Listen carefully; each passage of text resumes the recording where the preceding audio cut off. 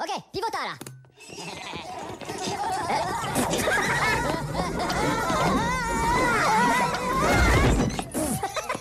Hey folks, 4RC here again. Wow, that has been a strange few weeks, but I think the SCX10 is back and here to stay. So that means finally we can get on with the build and get this truck finished and get out there on the trail and get it muddy.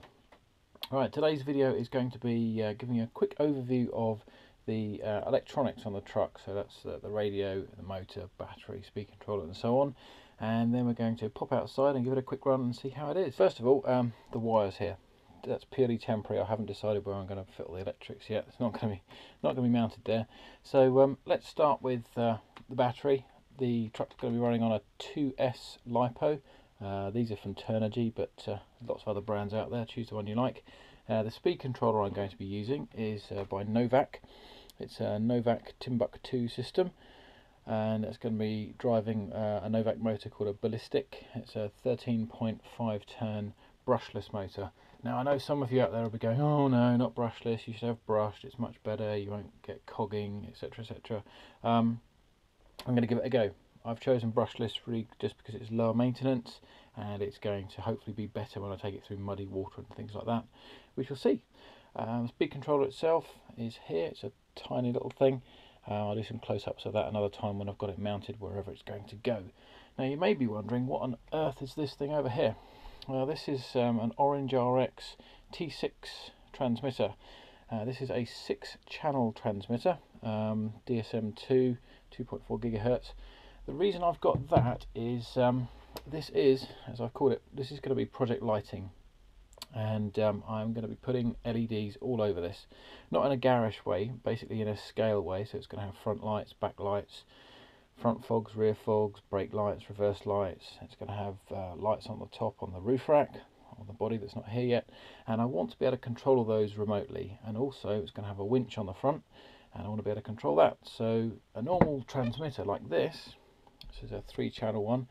3 channels is just not enough, so I've had to go 6-channel.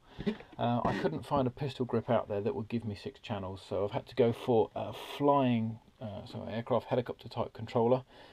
And here we are. If anyone does know of a pistol grip controller that will give you 6 or so channels, then great. Right now we're using this. I'm going to do another video on lots of detail about how this connects up and how you mix the channels and control all the different circuits. But I'm going to give you a quick demo now, and then we'll take it outside. Oh, going in for the signals from that to a receiver, and we're using an orange receiver, OrangeRx from Hobby King again. This is an R615. Again, this is an aircraft receiver, but these work fine on the ground, and this gives you 6 channels of goodness. Let's plug this in and see how it goes. Now, obviously, what you wouldn't do is anything silly like plug it in with the wheels on the ground the first time, because it might zoom off somewhere. No one would do that, would they? Whoa, let's not do that. So, on a stand. Right, let's get this turned on. Now, one of the strange things with this aircraft transmitter is that if you turn it on with the throttle stick in the neutral position, it beeps at you. And that's saying throttle warning. And you have to put it down at what the transmitter considers as 0 throttle, because obviously if you've got an aircraft or a helicopter, you don't want to be zooming off in the air straight away. We can put it back in what's actually neutral for the truck. Now the controls on here, we've got steering right and left, and throttle forwards and backwards. Now you notice this throttle stick is a dead stick. That's how they come for aircraft. This is what's called a mode 2 transmitter. I think mode 1 has the throttle on the other side. I'm not an expert on aircraft transmitters. Anyway, I've got it kind of conventional for like a buggy control, steering and throttle, but it's a dead stick. Now apparently you can fit a spring in here to make that a self-centering stick, but I actually want it to be a dead stick, so I can knock it in sort of partial forwards and the truck will drive along by itself, so I can kind of film it and do other things. So that's the transmitter on. Let's plug the battery in. Right, so now plugged in, everything's on, and as you can see now on the transmitter, if I do the steering, that's working fine, and throttle forwards and backwards. Now, as I was saying, the cool thing about this dead stick is I can knock that, and now the truck is going forwards by itself, which for filming driving around outside is going to be awesome. Also, it's really nice because you can knock it really a tiny bit. There we go. and that is super slow crawling. What else is going on with these extra channels? You might have noticed a few wires hanging around here. These are going to be for the lights. We also have a little winch controller here. I'll do another video on all this later, but basically what I can do, if you watch the lights up here, if I knock this, remember this is steering, if I knock this down, you can see we get a light coming on here, just there, and I can have that bright and dimmer and quite dim and off. That's going to be the circuit for the roof rack lights. If I nudge the throttle to the one side, so I've got a light circuit here, that's going to be fog lights front and back. Turn that off, and I've got another circuit here. This is going to be main headlights, and obviously I can have all of those on if I want to, or off if I don't want them.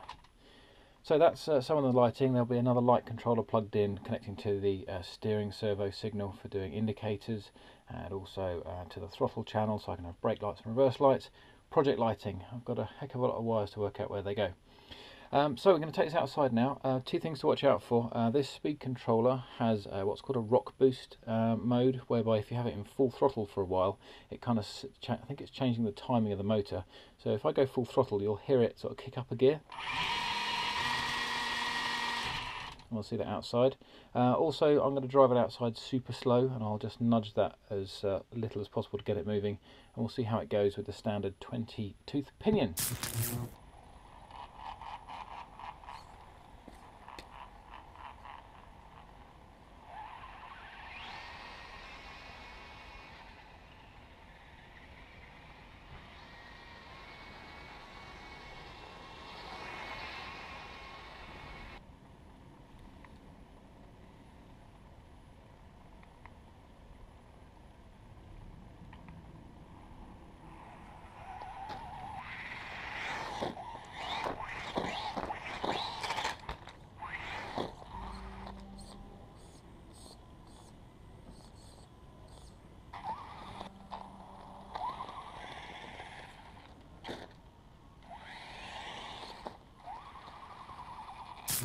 Here we are back in the studio off that quick run, and well, first impressions, I am really pleased.